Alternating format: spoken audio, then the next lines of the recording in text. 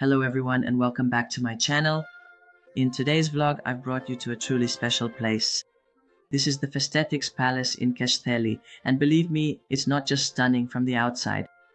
This beautiful Baroque palace dates back to the 18th century. It was built in the 18th century and is one of the largest and best preserved palaces in Hungary. The Festetics family, who were important members of the Hungarian aristocracy, expanded and beautified it over several generations, and you can really see the results of their efforts. Inside, you'll find stunning ceremonial halls, original furniture, and an impressive library. Seriously, the library looks like something straight out of a movie set. It contains more than 80,000 volumes. The palace is also surrounded by a huge park, an English-style garden, which is definitely worth exploring as well. Romantic walkways, fountains, and beautiful flower beds are everywhere. And if all that weren't enough, there's a carriage museum, a hunting exhibition, and even various temporary exhibitions as well. What I especially like is that they sometimes announce special exhibitions where you can visit parts of the palace that are not usually open to the public.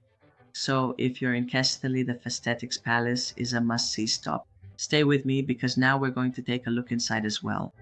Let me show you what makes this place so special. It's definitely special to me because when I was a child and a teenage girl, I spent a lot of time here with my best friend, and I have so many wonderful memories connected to this place. For example, we used to play chess regularly in the park, and that was an incredibly great experience for me. We gossiped a lot, talked endlessly about the big things in life, and it's so nice to see that this castle has only continued to develop ever since. Let's talk a little about the history of the castle. This really is a truly impressive building. In the 18th century, more precisely in 1745, construction began when Kristóf Festetics decided to build a worthy family residence here in Keszthelyi. The Festetics family was not only wealthy but also cultured and patriotic, and this radiates from every corner of the castle. In the following centuries, the castle was continuously expanded and beautified. The greatest development took place during the time of Tassilo Festetics in the 19th century, who, by the way, married an English aristocrat and brought true aristocratic splendor here. The castle was not only a residence but also a center of culture and education. For example, the Festetics family founded the first Hungarian higher agricultural school, the Györgyikon, which was a huge step forward for Hungarian agriculture at the time. The castle also survived the World Wars, although after the Second World War it was partially looted. The good news, however, is that today it has been beautifully restored and functions as a museum. Moreover, not only the ceremonial halls are open to visitors, but also the famous Festetics Library, the Carriage Museum, and even the hunting and model railway exhibitions. And if I saw correctly, there is currently a vintage car exhibition available as well. So if you've ever wondered what life was like for the aristocracy in Hungary at the Festetics Palace, you can literally travel back in time. Now come with me and I'll show you this historical gem from the inside as well. Now just look at this marvel. The palace's famous walnut staircase, along with the walls and ceiling, are richly carved from dark-toned walnut, which truly exudes an elegant aristocratic atmosphere. Every detail, the handcrafted railings, the decorations, every single element is a true masterpiece. This is not just a staircase, but a representative space where guests would ascend to balls and evening parties. Walking on it feels as if we've been transported back to the 18th century.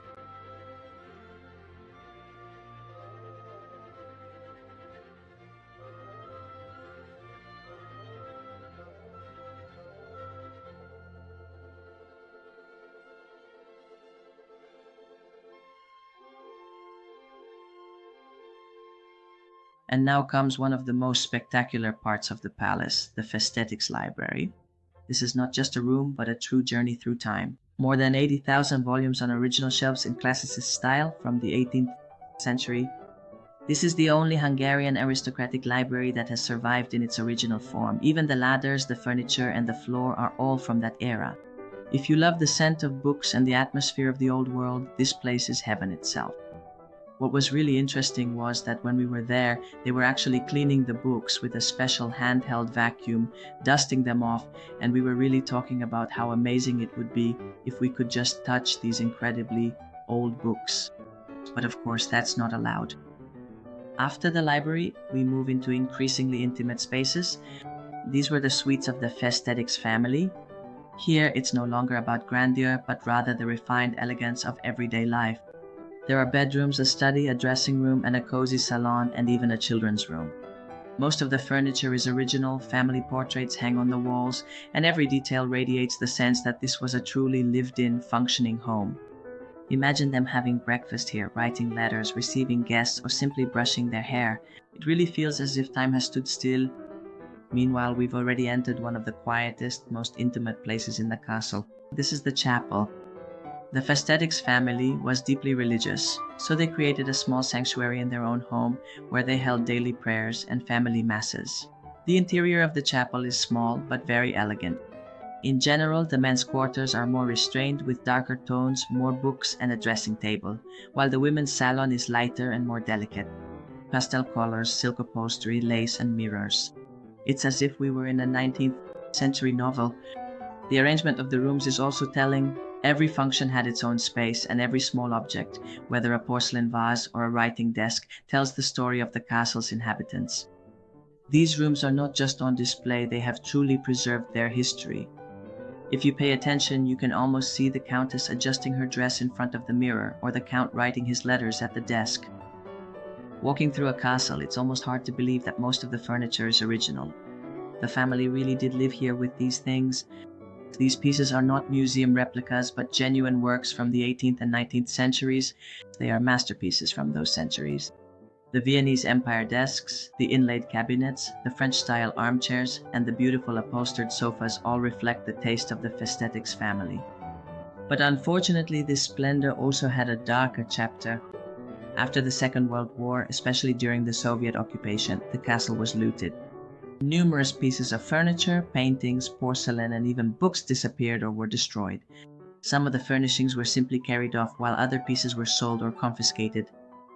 What we see today consists partly of items that survived and partly of objects that have been carefully repurchased or restored. The original atmosphere was recreated through extensive research and meticulous attention to detail. And now take a look at this marvel, the castle's noble dining room. This room is both elegant and intimate at the same time. The walls are covered with silk wallpaper, and a beautiful chandelier hangs from the ceiling, which must have cast a magical light over the dinners in the evenings. The long dining table could comfortably seat 12 to 14 people. This is where family meals, receptions, and important moments of social life took place. The table settings, the porcelain, and the silver cutlery all speak of refinement. Interestingly, the food was not prepared here, but in a kitchen located in a more distant part of the castle, and it was brought up through the corridor system. This way, the guests saw nothing of the hustle and bustle going on behind the scenes. This room is a perfect example of how the Festetics family combined luxury with everyday life. Now we are arriving at a truly special place, the children's room, where the youngest residents of the castle spent their days. This space is much more homely and welcoming, full of little details.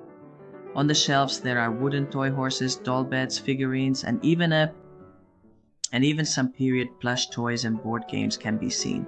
My personal favorite was actually the baby carriage in the corner. It's incredibly tiny, but I have to admit it seemed a bit low to the ground. I don't know how anyone could push it comfortably. The Festetics children played and learned with these, listened to their tutors here, and this is where their first memories were made. It's quite touching to think that in the very same room, someone 150 years ago laughed, built things, and listened to stories just like we do now. This room shows that the castle was not just about elegance and splendor, but was a real family home, full of life, sounds, love, and the laughter of children. Looking out from any window of the castle, you can see this wonderful panorama. And here, near the end of the exhibition, there was a room, a hall, where you could sit on these wonderful sofas and chairs and take photos. And speaking of photos, there was also an opportunity for children or adults to dress up in period costumes and take wonderful old-style photographs with them. The children really enjoyed it. The photos were taken with a vintage camera, and they could choose from beautiful hoop dresses, lace gloves, hats, and crowns. So they really had a great time. What was strange was that I said I wanted to record a video, but they didn't allow it because the owner wasn't there. So they missed out on some free advertising. At the end of the exhibition, there's still a surprise waiting for us. That bright white staircase, which is almost the complete opposite of the castle's dark-toned, wood-paneled grand staircase. This part was built during the expansion at the end of the 19th century, and it served much more functional purposes. This is where the servants or staff moved about, those who kept aristocratic life running from behind the scenes. Yet, thanks to the white walls, the simple wrought iron railing, and the natural light, there's something fresh and airy about it. It almost feels like a cleansing after walking through the grand halls. As we step out of the exhibition, it's worth pausing for a moment to look around. The castle park is truly impressive, well kept yet still close to nature. Along the paths, French-style flower beds, old trees, and a beautifully manicured lawn accompany us. This park was not just for decoration, but an integral part of aristocratic life. This is where the Festetics family would stroll, converse, or even go horseback riding. And now, as we walk along this path, we're heading toward the carriage exhibition, where yet another unique world unfolds before us, the world of aristocratic travel and transportation. But first, let's enjoy this quiet, green moment, the birdsong, the sunlight, and the tranquility that this park truly radiates. If we continue our walk in the park, it's also worth visiting the Palm House. It's a charming greenhouse where they cultivate special plants and occasionally hold small exhibitions as well. It's especially beautiful in spring and summer when everything is lush and in bloom. Unfortunately, we didn't go in this time because we had to leave something for next time, and it might have been too much for the kids with so many different exhibitions. Also, the Palm House can be visited free of charge. The castle park is still a lively venue today. Many people hold their weddings here, and the castle as a backdrop is simply like a fairy tale. It's no wonder that so many couples choose it for the most beautiful day of their lives. For an even more romantic experience, you can even take a horse-drawn carriage ride in the park. That's also a wonderful thing. Unfortunately, we missed out on that too, but next time we'll make up for it. Well, this vlog is coming to an end soon, but come back, because in the next vlog you'll be able to see the carriage exhibition and the vintage car exhibition. They're truly impressive. Here's a little sneak peek for you. Please subscribe and I'll see you in the next segment. Bye.